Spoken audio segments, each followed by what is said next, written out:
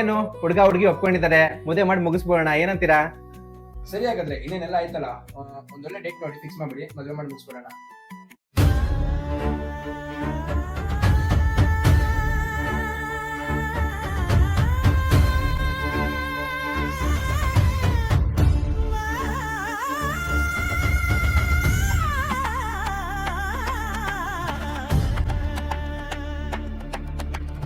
ಮಾಂಗಲ್ಯ ತಂತು ನಾನೇ ನಾಮ ಜೀವನ ಹೇತುನಾ ಕಣ್ಕಂತೆ ಬದ್ನಾಮಿಸು ಭಗೆ ತ್ವಂಜೀವ ಶರದಾ ಶತಂ